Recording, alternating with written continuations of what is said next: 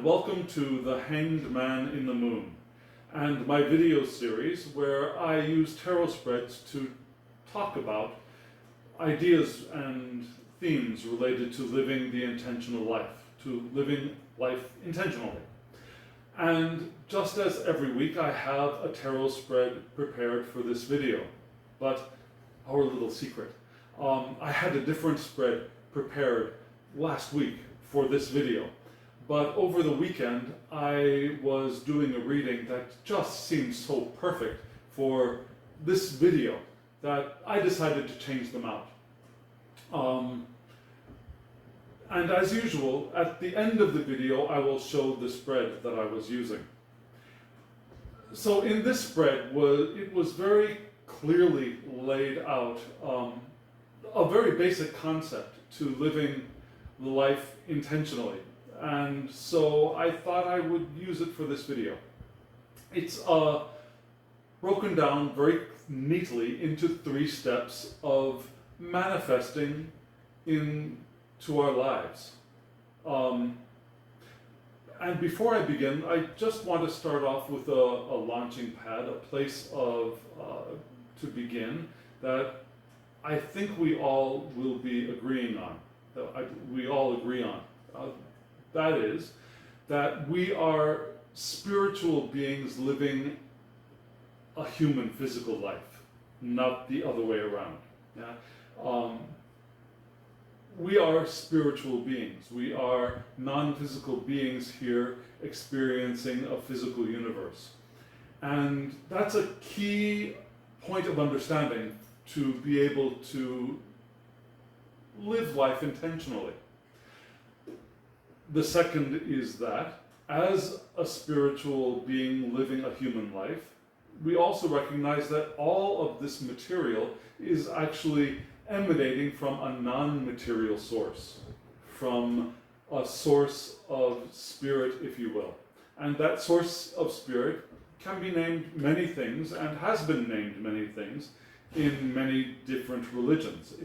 You can call that source, or God, or Allah, or Brahma, or Great Mother. It's all the same thing. It's all the spiritual basis from which all this physical is emanating. So, today we're going to talk about 3 stages of manifestation. The first being the non-physical, then the mind. And when I say mind here, I'm not talking about the mind inside the brain. Yeah? I'm speaking of the full mind. The mind that was you before you were born and will be you after you are born. The continuous, the non-dying mind. And then moving into physical manifestation. So, where shall we begin? Let's begin with the non-physical, the 0 point, if you will. The 0 point that is both no thing, meaning has no object, it's simply a spaceless point, which is also at the same time absolute infinity. Yeah, that's one way to consider God, or Source, or the Divine Mother, as that spiritual non-being that is everywhere and at once nowhere, because there is no place you can specifically point to and say, that is where God is, that is where Source is. So it's nowhere. It's a 0 point, which is at once infinity. And all of experience emanates from and within that 0 point. It is the absolute of everything, and it is absolute creativity. And it is in that space that we as spiritual beings exist, always, before we have come to live these physical lives. And it is also that space from which our new ideas are born. The dreams that we dream emanate from there, from that non-space. It is also the space in which our personal transformation will occur. Our personal transformations are not something that happen here within our bodies. They are a call from our spirit, and it's that call from our spirit that turns us back, that shifts our focus back to who we have always been and always will be, that pure essence. And it's in relating to our pure essence that we can transform, that we can move into the fullness of ourselves, or more fully into ourselves. And that's usually what we would consider a personal transformation, moving from one state to another by being drawn more fully back into ourselves. And it's from that space that our new ideas are born, but they're still formless. Form does not happen in pure awareness. Form is the next step. Form is the next step of mind, of consciousness. Form begins in that field of all potential. It appears random to the human mind, the mind of logic, of 1 + 1 = 2, because it's that state of flux between energy and matter, that state of flux between idea and form. And that is the moment, the creative point, from which we begin to actually manifest our lives intentionally. It's the space between matter and energy. And in this space, we can form our personal goals, our dreams of the lives we want to lead, of the experiences we want to experience, of the loves we want to love, of the enjoyments we want to enjoy. And this all happens and is created in a state of alignment between our more physical selves and our more spiritual selves. We can't separate them. They are inseparable. However, we can get a little bit out of whack. Yeah? Our minds and our focus can be shifted away from our full potential to limitation. And it's when we are in alignment with our full potential, with our full selves, that we can begin or continue to manifest the lives we are intending. But the wonderful thing is that this is not something we are doing ourselves as this, for example, this Derek self in this universe. All of our experiences, this entire universe is a co-creation. It's a creation with us, the divine source, and with each other. This entire universe is a moment of co-creation. So, when we are manifesting, we are not only manifesting our personal goals, our inner intentions, but we are also co-creating the lives we are living with others, with our friends, with our family, with also people we don't particularly think we like. We love everyone. From the point of spirit, we love everyone. In our human minds, we make decisions of who we like and who we do not like. So even those people we have decided that we don't like, in this state of love that we exist in, we co-create with them as well. And it's in that communal collaboration that our goals, our dreams are manifested, and everyone's goals are also manifested. Everyone's dreams are manifested, and the potential for all of us living our individual and collective lives intentionally exists within this field of potential. So we moved from absolute zero-point spirit into the more collective consciousness, if you will, where dreams and lives are manifested, where form begins, and now we can start to move into actual manifested thought, if you will. Yeah? Formed thought. Thought is where the potential for manifesting abundance exists. Yeah? We live in an abundant universe, and our mind creates abundantly. Now here I'm speaking also of the mind that is part of the brain.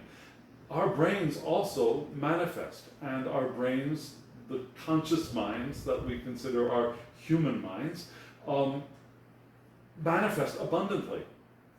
But the trick is, in the human mind, in the brain mind that we're speaking of, all of it is potentially manifested. Yeah?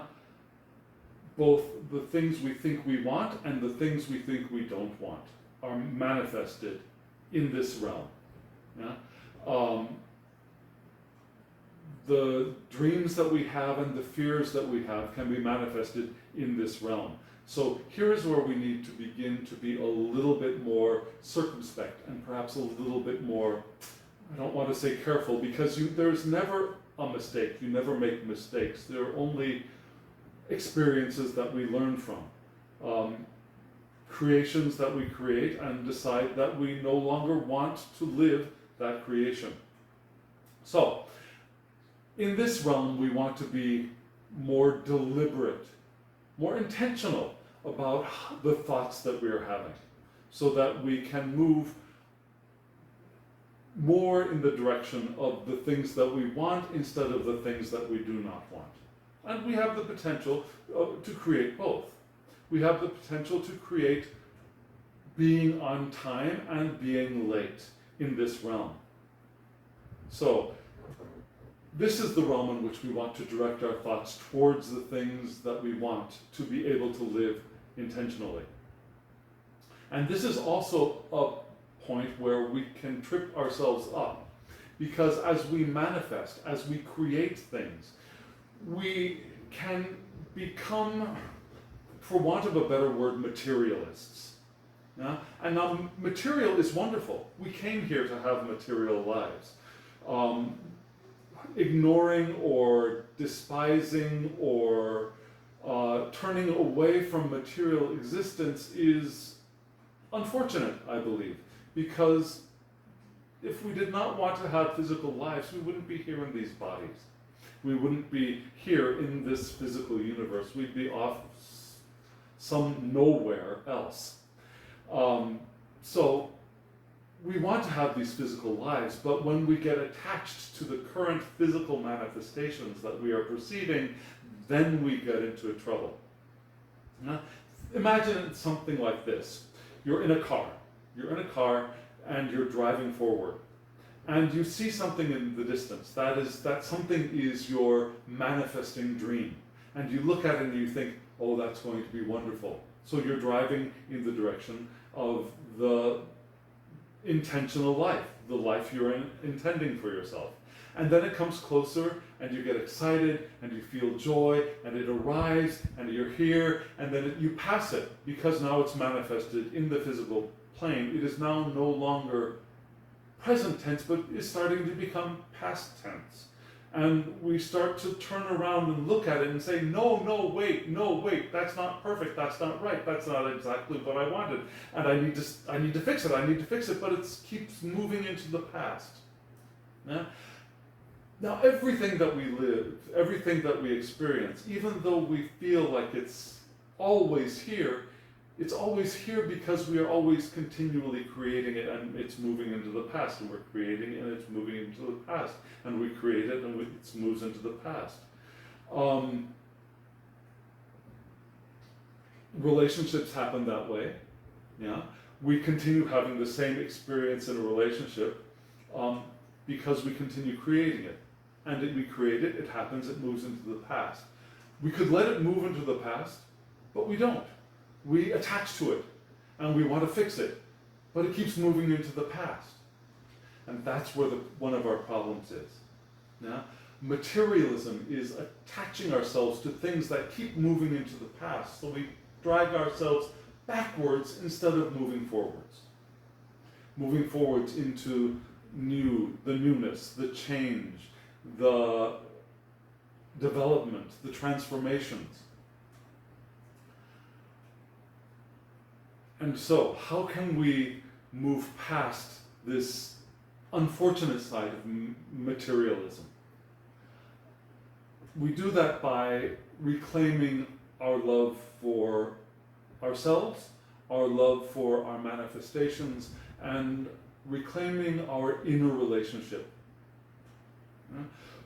One reason that we attach ourselves to the physical world or to the physical experiences is because we've lost our connection and our free-flowing love for ourselves. We limit ourselves to our bodies and our physical experience because we've lost the fullness of our connection to our non-physical selves. So, the way to move past and beyond, attaching ourselves to the material creations that we want to create, but don't want to fixate on, is to reclaim our relationship with our eternal selves, and by extension, to the source of all of this universe.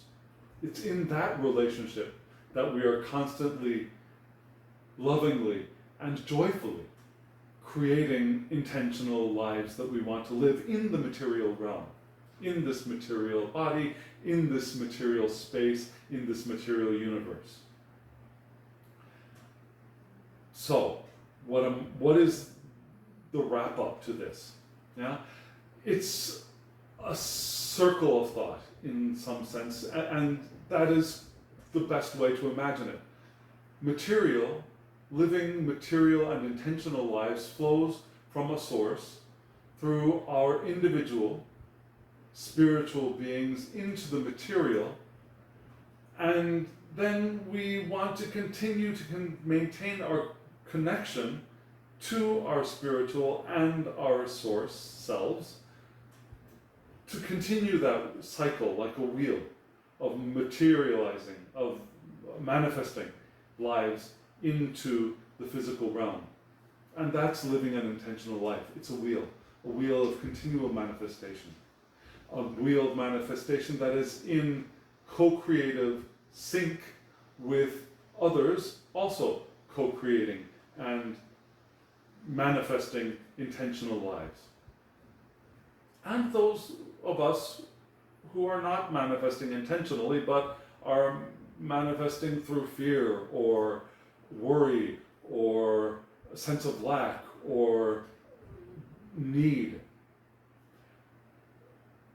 We're always materializing, we're always manifesting, whether we want to or not. And that's because, in truth, we always want to. Yeah? Our non-physical, our spiritual selves always want to manifest, always want to create. That's why we're here. It's our conscious minds that get freaked out and scared and worried and feel lack and feel distress and feel fear, hate, anger. So, to be able to move past those limiting thoughts and beliefs, reconnecting to the fullness of ourselves and our source is the one true best way to live the intentional life.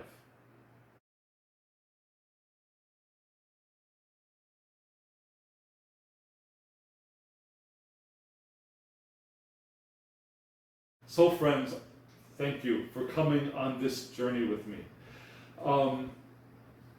I'd like to invite you to click the like button below and to subscribe so that you can get notifications when I upload videos on my channel. I'd also like to invite you to go to my website, DerekJohnThomas.com, to see some of the writing I've uploaded, writing related to the videos. I'd also like to invite you to leave comments and questions below. I'd love to engage with you. Have you had any questions come up for you when watching this video? Have you had any insights? Have you had any other thoughts that have occurred to you? I'd love to engage with you in the comments and co-create with you. Co-creating intentional lives is the best and most exciting way to live, I think. And so let's communicate together. Friends, I wish you, as always, joy, love, well-being, and clear awareness. And as always, I am deeply grateful for your presence. I'll see you next week. Goodbye.